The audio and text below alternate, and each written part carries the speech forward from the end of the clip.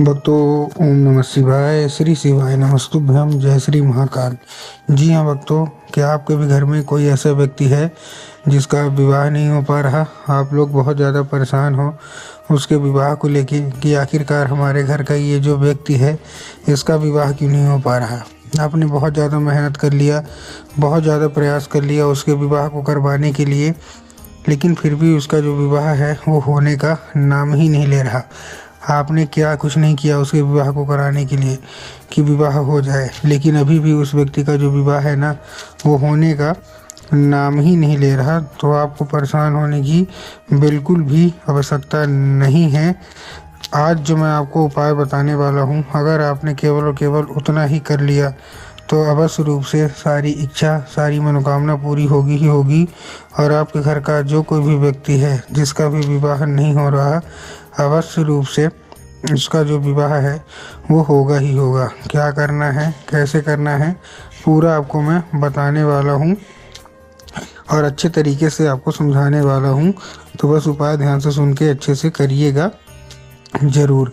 देखिए, आपको भी पता है पूज्य गुरुदेव की जो कथा होती है उसमें लाखों की भीड़ आती है। कैसे भीड़ आती है? लाखों की भीड़ आती है। और जब गुरुदेव की कथा में लाखों की भीड़ आती है तो वहाँ ज़्यादातर जो भक्त होते हैं वो क्या करते हैं, पत्र के द्वारा अपनी इच्छा और पत्र के द्वारा अपनी मनोकामना जो होती है वो गुरुदेव तक पहुँचाते हैं।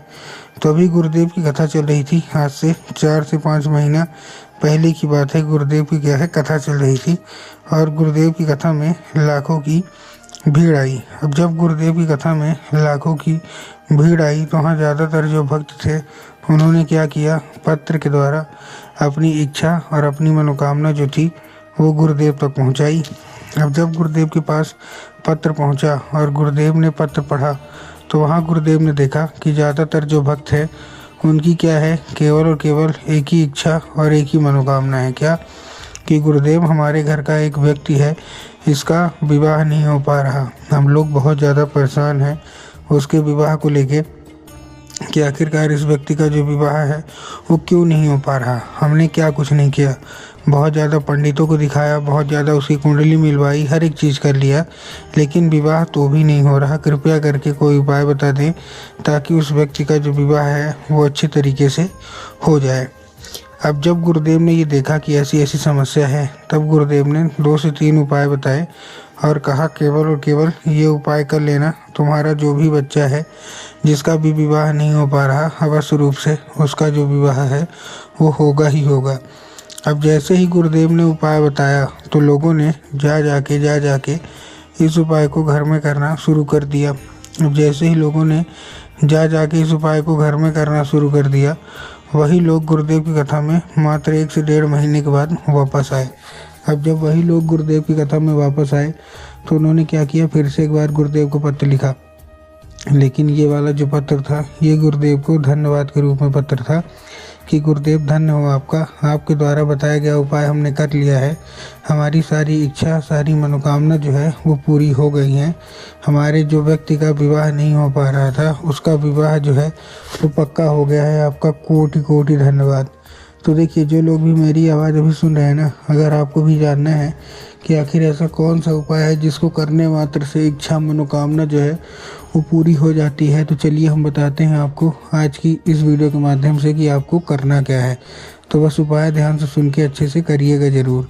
लेकिन उसके पहले चैनल पे अगर पहली बार आए हैं और आवाज़ मेरी पहली बार सुन रहे हैं तो वीडियो कर लें लाइक और चैनल को भी कर लें सब्सक्राइब, ताकि पूजनीय पंडित प्रदीप जी मिश्रा के रोज़ नए नए उपाय सबसे पहले मैं आपको प्राप्त करा सकूं। तो देखिए, जो हमारा सबसे पहला उपाय है, इस उपाय में आपको करना क्या है। जो हमारा सबसे पहला उपाय है, इस उपाय में आपको सबसे पहले चाहिए क्या, 3 काली तिल और साथ में आपको चाहिए 1 धतूरा। ठीक, तो काली तिल ले लिया, साथ में 1 धतूरा ले लिया और उसी व्यक्ति के हाथ में देके उसको भेज दीजिए कहाँ, सीधा सीधा शिव मंदिर।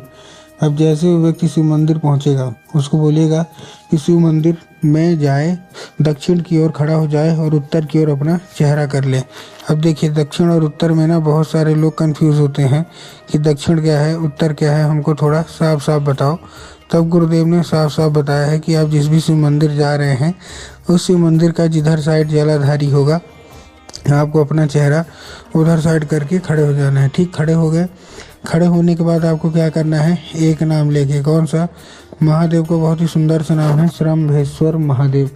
तो आपको करना क्या है, आपको श्रम्भेश्वर महादेव का नाम लेके और उन्हीं का स्मरण करके आपको चुपचाप क्या कर देना है, अर्पित कर देना है। पूज्य गुरुदेव कहते हैं कि अगर आपने श्रम्भेश्वर महादेव का ये उपाय कर लिया तो अवश्य रूप से इच्छा मनोकामना जो है वो पूरी होगी ही होगी। ये था कौन सा, ये था हमारा पहला उपाय। अब हम चलते हैं अपने दूसरे उपाय की ओर।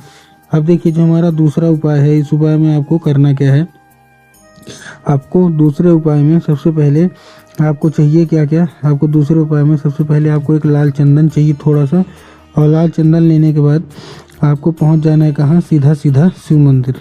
अब जैसे ही आप शिव मंदिर पहुंचेंगे, शिव मंदिर पहुंचने के बाद आपको क्या करना है, जैसे शिव मंदिर पहुंचेंगे, शिव मंदिर पहुंचने के बाद आपको लेना क्या है, कुछ नहीं, पहुंच जाइए सीधा सीधा शिव मंदिर और माता शोक सुंदरी की जगह में 3 बार बिंदी के रूप में टीका लगाइए। माता शोक सुंदरी की जगह कहाँ होती है, जलाधारी के बिल्कुल बीचों बीच। तो आपको क्या करना है, जलाधारी के बिल्कुल बीचों बीच आपको क्या करना है, अर्पित कर देना है बस। पूज्य गुरुदेव कहते हैं कि अगर आपने इतना किया तो अवश्य रूप से आप देखेंगे, पहली बात तो देखिए बिंदी के रूप में अर्पित कर दीजिए, इच्छा मनोकामना मांगिए। पूज्य गुरुदेव कहते 1 से 1.5 महीना लगेगा, इतने के बीच माता शोक सुंदरी की कृपा आपके ऊपर होगी और आपका जो भी विवाह नहीं हो पा रहा अवश्य रूप से वो जो विवाह है वो होगा ही होगा। तो उम्मीद करता हूँ आज के जो उपाय मैंने आपको बताए, जितने भी समझाए, सारे के सारे समझ में आ गए होंगे और उपाय अच्छे लगे हों तो कमेंट बॉक्स में हर हर महादेव अवश्य रूप से लिख दें।